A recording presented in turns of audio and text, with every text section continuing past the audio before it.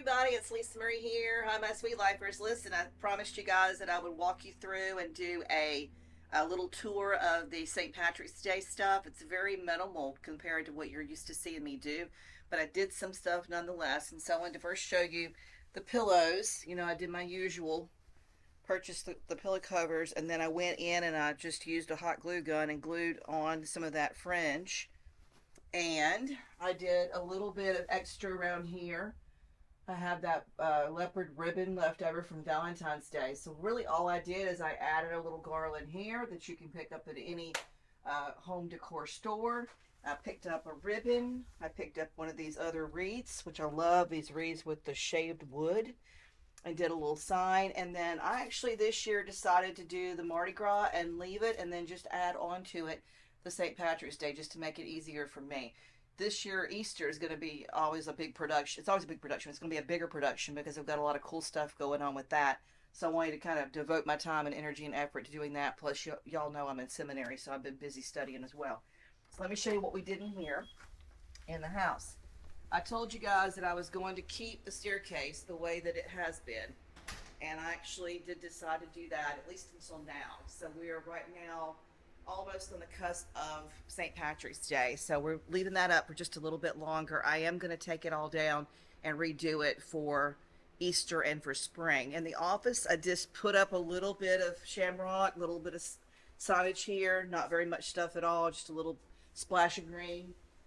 On the tower, all I did was leave what I had on there from the holidays, took off the hearts, and added the same garland that I found with the really cool kind of burlappy shamrocks and just wrapped that around. I took two of those to do the tree this particular year. Sometimes I can find them little individuals. Last year, I think what I did is I did what I had on the dining room table this year, last year on the tower.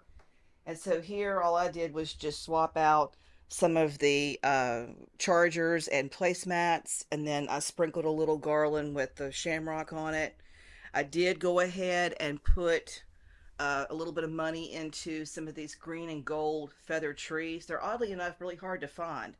I wish we could get them in all different colors, but this is the best I could do in terms of coming close to what would be appropriate color-wise for St. Patrick's Day. And of course, I got some green tape or candles to go in there as well. Like I said, this is just up for a tiny little bit of time, so I didn't want to do a whole lot with it. In the kitchen, I did invest in the shamrocks for the tree. I showed you guys this last month where we did the little hearts. And so I did take the time to go ahead and purchase those and decorate the tree with the little shamrocks, which I think does add a nice touch for the kitchen. And then I had this table runner in the studio from years past, and I just laid it down. And again, I got another one of those shaved wood wreaths, and that made a nice centerpiece for the flower arrangements. And then over here, I did my usual. I took the chalkboard and made it up for St. Patrick's Day. I'm going to be doing a recipe for you guys here shortly with some pretzels using the shamrock sprinkles and the white melted candies. So we'll do that for the channel as well. Just something fun to do with the kiddos. I hot glue gunned back this one. We lost this one. Probably next year I'll go ahead and get some rhinestones and fix that up. It wasn't a big deal. Like I said, not a big deal this year to me on St. Patrick's Day. Enough to get it done. But I did want to show you what I did do. Take you over to the kitchen table. We've got a little bit of a similar from last year, but different, obviously. I wrapped it in a garland with the green and the gold, added that same garland, and left the lights that were on it for Valentine's Day and just let it stay as is. I just took a little bit off and put a little bit on.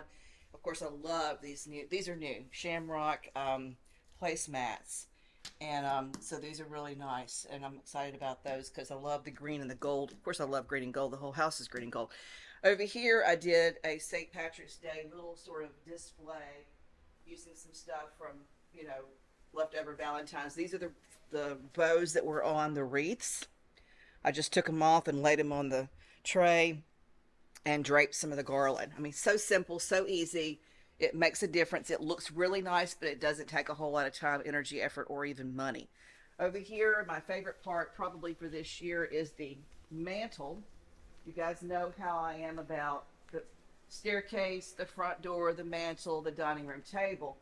And so this is really where I find that the most beautiful St. Patrick's Day decorations are this year in the house. Sort of a preemptive to the Easter season that's coming up, and we're, going to be putting in a whole lot more bunnies. But I kept the gold. This is left over from Christmas. Kept the red and the green and gold, all the things that were there. I just took some stuff off and added some stuff on. And this is actually an old boa that I had in the studio, and I just chopped it into little pieces and tossed it in there just to give a little fluff of green. It just shows what you can do with just using and reusing the stuff that you already have in the house. I really like the little garland too. I was able to find that. These guys have been around for over 20 years. I bought 2 of these when the kids were itty bitty, and they've really held up well, and it just goes to show as well what you can do when you just box it up, take care of your supplies, take care of your decorations, and they'll last you for years to come. So it's worth the investment for sure. On the table, I just used the leftovers that we had from the ornaments I didn't need. Put a little splash of green. And then over here, I just took an old sign that we had and put my signature on it, welcome. And then just let the green do what the green does. And so that's it, really. I mean, guys, so simple.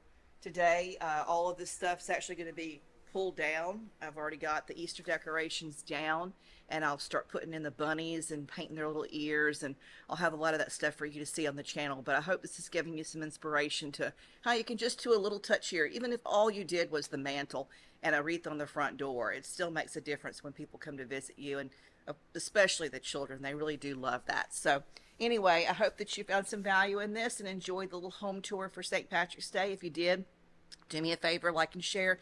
Don't forget to ring the bell, and we'll see you soon on the channel. Stay sweet.